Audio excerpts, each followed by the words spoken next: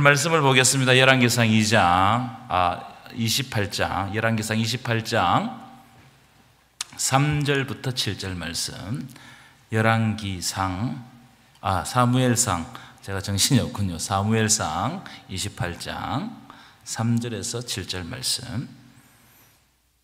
한 절 한 절 교독하도록 하겠습니다. 사무엘이 죽었으므로 온 이스라엘이 그를 두고 슬피 울며 그의 고향 라마에 장사하였고 사울은 신접한 자와 박수를 그 땅에서 쫓아내었더라. 블레셋 사람들이 모여 수넴에 이르러 진침에 사울이 온 이스라엘에 모여 길보아에 진쳤더니 사울이 블레셋 사람들의 군대를 보고 두려워서 그의 마음이 크게 떨린지라. 사울이 여호와께 묻자오되 여호와께서 품으로도 우림으로도 선지자로도 그에게 대답하지 아니하심으로. 함께 읽겠습니다. 시작. 사울이 그의 신하들에게 이르되 나를 위하여 신접한 여인을 찾으라. 내가 그리로 가서 그에게 물으리라 하니 그의 신하들이 그에게 이르되 보소서 엔돌에 신접한 여인이 있나이다. 아멘. 오늘 말씀은 주제가 뭐냐면 닫힌 세계와 열린 세계에 대해서 말씀을 나누고자 합니다. 닫힌 세계와 열린 세계. 한번 따라 합시다. 닫힌 세계, 열린 세계. 닫힌 세계는 이게 결정론이에요. 닫혀 있다 이 말이에요. 열린 세계는 하나님께서 그 세계를 열어가신다는 뜻입니다. 지난 수요 예배 시간에 예정론에 대해서 말씀을 들었는데 여러분 그때 말씀이 기억나시는지 모르겠어요. 그때 제가 이런 말씀을 드렸습니다. 하나님의 예정은 하나님이 선택하시고 예정하시는 것은 닫힌 세계가 아니고 열려있는 세계다, 이런 말씀을 드렸습니다. 여러분 기억나시나요? 예, 감사합니다. 아무도 몰라서.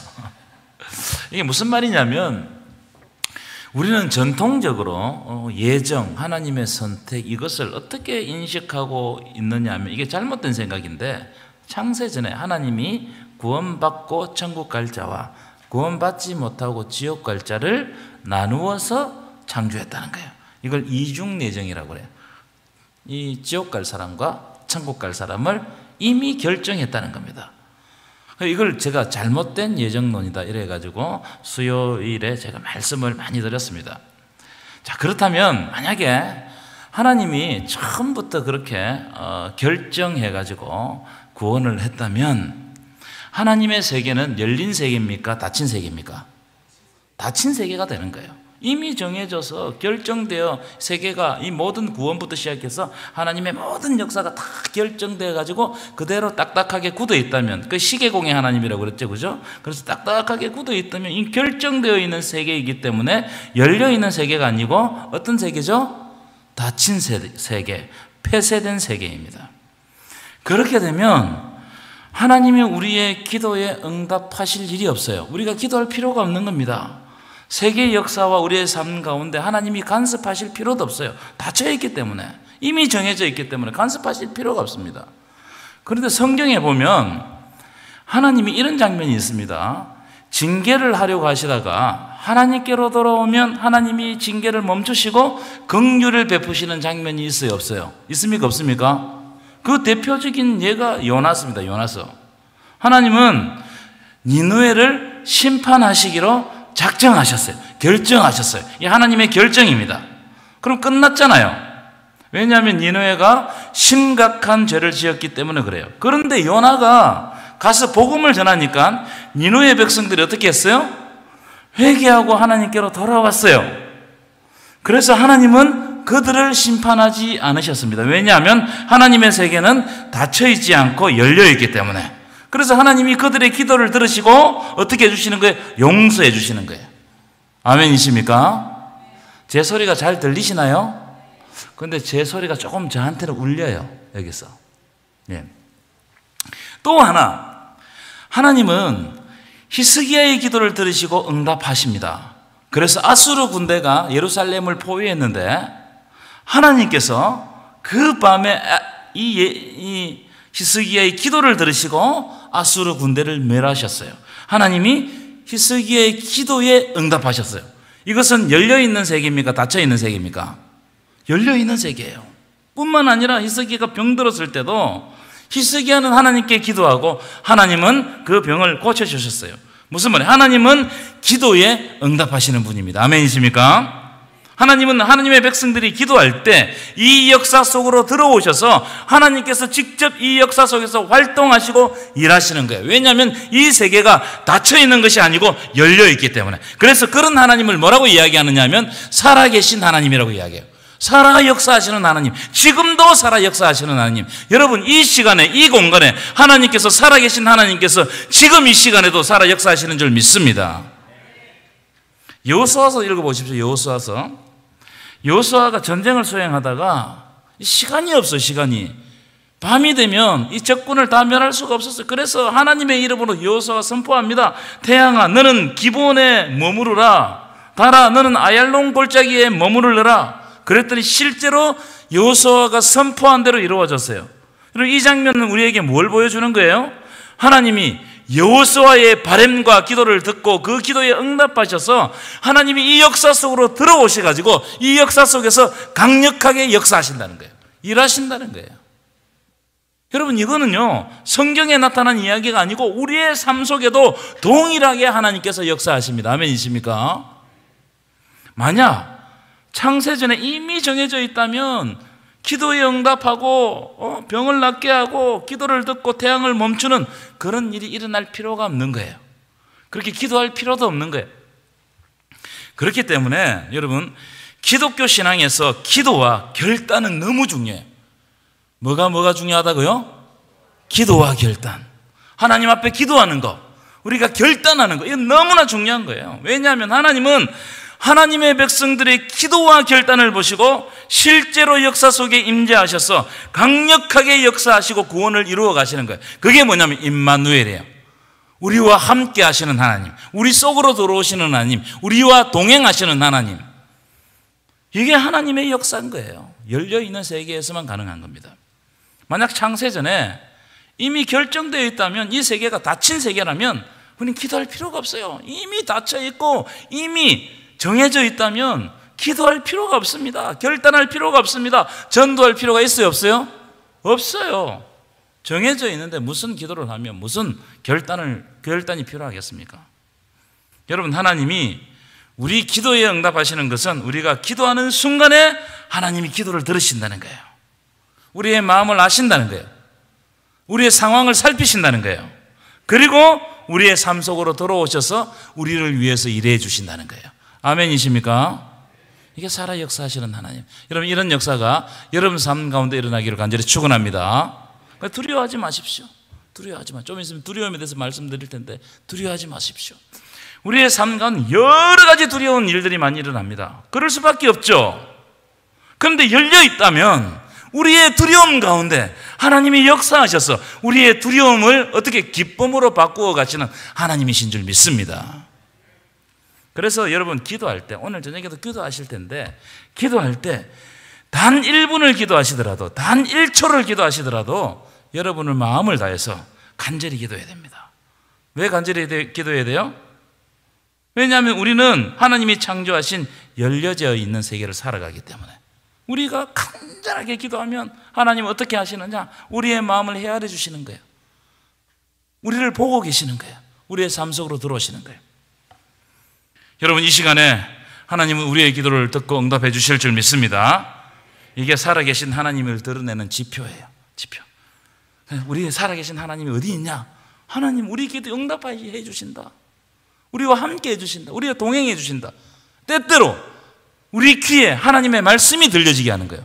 그래서 이게 아닌데, 그러면서 내 마음에 감동이 있고 내가 가던 길을 멈추고 하나님께서 이 길을 가기를 원하신다는 것을 내 마음에 확신하는 거예요. 그래서 죄의 길에 빠지지 않게 하는 거예요. 이것이 바로 살아계신 하나님의 역사입니다. 하지만 세상의 대부분의 사람들은 이 세계가 닫혀 있다고 생각해요. 그렇습니다. 그 증거가 뭐냐? 여러분들도 그런데요, 미래가 궁금해요. 여러분, 미래가 궁금해요? 안 궁금해요? 궁금하면 500원. 미래가 궁금하고 알고 싶어 하는 것이 바로 그 증거입니다. 여러분, 미래가 열려져 있다면 궁금하기는 궁금하겠죠. 하지만 미래가 열려져 있다면 다 알려고 하지 않습니다. 다 알 수도 없죠. 왜냐하면 계속해서 하나님의 역사로 말미암아 변화되기 때문에 이 정해져 있지 않기 때문에 궁금하긴 하지만 그게 닫힌 세계가 아니기 때문에 이게 변화될 것이기 때문에 내가 그걸 안다고 해도 그게 실제로 우리의 삶 가운데 안 온단 말이에요. 어떻게 변화될지 모르기 때문에, 하나님 어떻게 역사하실지 모르기 때문에. 하지만 미래가 결정되어 있다면 그걸 알기 위해서 힘을 쏟겠어요, 안 쏟겠어요? 힘을 쏟는 거예요. 힘을 쏟는 겁니다. 왜냐하면 결정되어 있는 미래를 알면 일단 고난을 피할 수가 있어요. 그래서 점집에 찾아가는 사람 다 마찬가지입니다. 고난, 미래를 알게 되면 일단 고난을 피하고 삼재 뭐 이런 거 있죠, 우리나라에. 그죠? 이런 걸 막 피한다고 생각. 그리고 횡재할 수 있는 방법, 어디다 땅을 사면 되며 로또 번호가 어떤 것인지를, 이런 것을 알고 싶어 하는 거예요. 이런 사람들 다 미래가 닫혀 있다고 생각하는 겁니다. 결정되어 있다고 생각하는 겁니다. 그런 이유로 사람들이, 여러분, 점집을 찾거나 무당을 찾는 사람들이 너무나 많습니다. 타로점, 운세, 도정 비결. 혹시 여러분 가운데 물어보지는 않겠지만 이런 것을 보신 분들이 있을 수 있어요. 제 눈을 피하지 마십시오. 여러분, 요즘 TV를 한번 보십시오. TV. 무속에 대한 컨텐츠가 많아요, 적어요? 엄청 많습니다. 여러분 한번 보세요. 제가 TV를 보다가 돌린 적이 한두 번이 아닙니다. 무속, 이걸 그냥 일상처럼 이렇게 보여주는 겁니다. 유튜브에도 보시면 그런 컨텐츠가 넘쳐납니다. 넘쳐나요. 그럼 왜 이런 컨텐츠가 넘쳐나는 거예요? 이걸 소비하는 사람들이 많기 때문에 그래요. 이걸 보는 사람들이 많기 때문에 그래요. 설문을 제가 오늘 찾아왔는데 한번 보여주실까요? 화면을 띄워보십시오. 그림. 화면 안 주셨나요? 네, 없으면 제가 설명을 드리겠습니다. 이 설문은 최근 5년 사이에 점을 본 경험이 있다고 대답한 사람이 설문자의 41%가 점을 봤다는 거예요. 5년 사이에. 어마어마하죠. 이러니까 점집이 먹고 사는 거예요. 무당들이 먹고 사는 겁니다. 궁금한 거죠. 그럼 기독교인들은 어떻느냐? 그 다음 보여주실까요? 자, 불교가 62%로 가장 높았어요. 62%로. 그것은, 불교는요, 그 세계관이 결정론적 세계관입니다. 그래서 당연히 그런 데 관심이 많아요. 그걸 뭘 할 일이 아니에요. 그러면 열린 세계를 추구하는 기독교인들도 몇 프로예요? 23%입니다. 최근 5년 동안 점을 본 사람들이 23%. 23%면 거의 4분의 1이 점을 봤다는 거예요. 놀라운 일입니다, 여러분, 이게. 그럼 왜 점을 보느냐? 그 1위가 뭐냐? 한번 그 다음 보여주십시오. 점을 보면 마음의 위안을 받는다는 거예요. 왜 그럴까요? 내가 듣고 싶은 이야기를 해주거든요. 듣고 싶은 이야기를. 그 듣고 싶은 이야기를 쫙 해주니까 그게 됐든 안 됐든 마음의 위안을 받는다는 거예요. 그럼 여러분 뭘 볼까요? 점집에 가가지고 무당에 찾아가 뭘 볼까요? 그 다음 그림 보여주십시오. 그 다음 그림. 예, 뭘 보냐면 운세, 인생사, 내 운명이 어떻게 펼쳐질 것인가, 이게 궁금한 거예요. 내 미래가 어떻게 펼쳐질 것인가. 그 다음에 이제 뭐 재미로 보는 사람들도 많고, 사업, 입시, 궁합, 결혼, 이혼, 재테크, 투자, 다 이런 순입니다. 이걸 가지고 가는 거예요. 이게 인생의 숙제라고 생각한 겁니다. 이게 궁금한 거예요. 이게 정해져 있다고 생각하는 거예요. 마지막 자료 볼까요? 마지막 자료. 이 자료는 마지막 자료. 그 다음, 무속인들을 성직자로 좀 기분 나쁘긴 해요. 예. 근데 이제 이건 한국 리스트에서 했으니까 무속인들을 성직자로 분류해서 조사했는데 압도적입니다. 압도적. 여러분, 한국에 있는 목사님들이 한 10,000명 정도 된대요. 10,000명도 많다고 그러잖아요. 10,000명도 많다고 그래요. 그런데 무속인들은 400,000 명입니다. 여기 놀라지도 않으시는.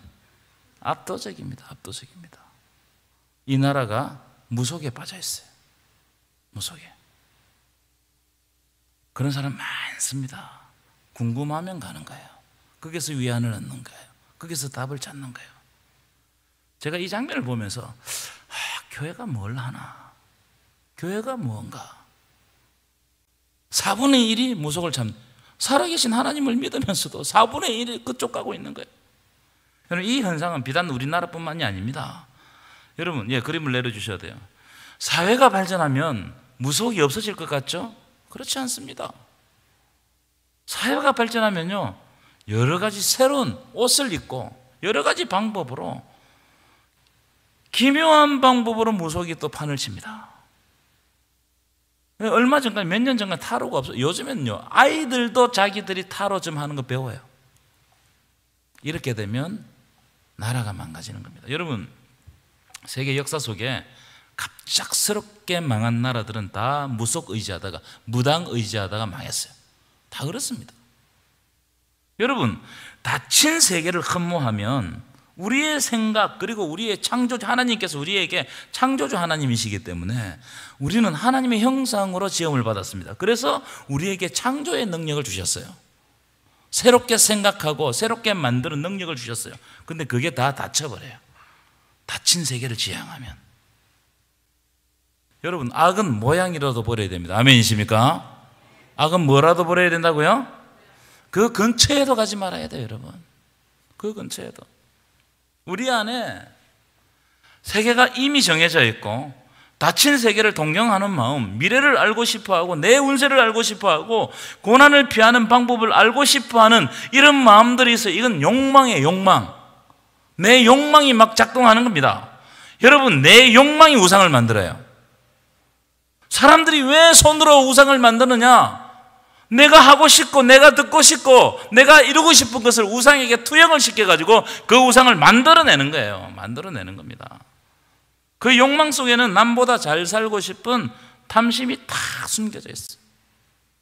혹시 여러분 마음에 이런 게 없냐 이거예요. 그러면 이렇게 말씀하시는 분들도 있을 겁니다. 목사님, 기독교 안에도 예언이 있지 않습니까? 그렇죠? 예언이 있죠? 있습니다. 예언이 미래를 예언하는 기능도 있어요. 하지만 여러분, 성경을 자세히 보십시오. 성경에 나오는 예언은 단순히 미래를 알고 점을 치고 미래를 통해 가지고 내가 그 미래를 알므로 내 운명을 바꾸는 것을 예언이라고 하지 않아요. 그런 기능 거의 없어요. 없습니다. 성경에 나오는 예언은 세 가지 기능이 있어요. 첫 번째, 예언은 하나님의 역사 주관을 설명합니다. 예언의 기능이 뭐냐? 하나님의 역사 주관을 설명한다고요. 예를 들어서 너희가 70년 동안 바벨론으로 사로잡혀 갈 것이다. 이 하나님의 역사 주관이에요. 예수 그리스도께서 이 땅에 오실 것이다. 고난당하고 죽고 부활할 것이다. 성령이 올 것이다. 이 뭐예요? 하나님의 역사 주관과 약속이에요. 약속. 아브라함을 통해서 큰 민족을 이룰 것이다. 바다의 모래와 같이 하늘의 별과 같이 아브라함을 통하여 큰 민족을 이룰 것이다. 하나님께서 아브라함을 통해서 큰 민족을 이루어 가시는 하나님의 역사 주관입니다. 그것은 어떻게 이루어지느냐? 예수 그리스도를 통해 가지고 지금 믿는 우리를 통해 가지고 아브라함의 후손이 되게 하시는 큰 민족이 되게 하셨다는 거예요. 하나님의 역사 주관을 설명할 때 예언이라는 단어를 씁니다. 두 번째는 뭐냐면, 예언은요, 참 불편한 대목인데 죄를 지적해요. 여러분, 예언서의 가장 주된 주제가 뭐예요? 죄를 지적하면서 회개하고 돌아오라면 돌아오라. 네가 지금 잘못됐다는, 어디에서 떨어졌는지를 알고 돌아오라는 겁니다. 돌아오면 살려주신다는 거예요. 이게 예언입니다. 예언서에 보면 대부분 예언은 지금이라도 돌아오라, 지금이라도. 세 번째, 예언은 하나님의 말씀을 대언하는 기능을 갖고 있어요. 하나님의 말씀을. 그래서 예언의 예자를 미리 예자로 많이 쓰는데, 히브리어 원어로 보면은 미리 예자가 아니고 맡을 예자가 맞아요. 맡을 예자. 하나님이 주신 말씀을 맡아서 대언하는 거예요. 선포하는 거예요. 여러분, 구약의 선지자들 한번 보십시오. 하나님의 말씀이 임해가지고 네가 내 선지자가 더 내 말을 해야 된다고 예레미야에게, 이사야에게 말하거든요. 그런데 하나님의 말씀을 선포하는 선지자가 하나님의 말씀 받는 것을 두려워해요. 주저해요. 왜냐하면 하나님이 주신 말씀을 정확하게 선포하면 예레미야처럼 고난을 받거나 아니면 이사야처럼 엄청나게 고통스럽게 죽기 때문이에요. 그러니까 하나님의 말씀을 선포하고 대언한 사람에게 여러분, 이 세상적인 영광이 없어요. 오히려 고난이 있단 말이에요. 그러나 참된 예언자는 세례 요한같이 하나님의 바른 말씀을 선포하는 거예요. 이게 예언자에게 주신 사명이에요. 이 예언의 기능이단 말이에요. 예언의 기능. 여러분, 이게 하나님의 말씀입니다. 자, 이제 오늘 본문으로 돌아가도록 하겠습니다. 오늘 말씀은 참 안타까운 장면이죠. 사울이 하나님께서 어떤 방법으로도 응답하시지 않으시니까 뭐 선지자로도 우림으로도, 우림 둠빔은 뭐냐면은 제사장, 이게 이제 그 에봇이라고 그러는데 제사장 그도 밖에 포켓이 있었어요. 이 포켓 안에 2개 돌이 있었는데 하나는 우림이고 하나는 둠빔입니다. 그래서 제사장이 전혀 하나님의 뜻을 알 수가 없을 때 그 제비를 뽑는 거예요.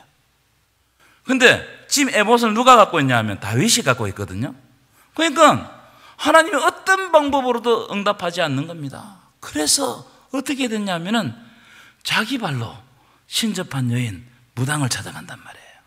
이게 28장 내용이에요. 왜 그렇게 되었을까? 사울은 처음에 왕이 되었을 때 하나님 앞에 엄청나게 겸손한 사람이었습니다. 하나님은 열려진 세계 안에서 사울을 들어서셨습니다.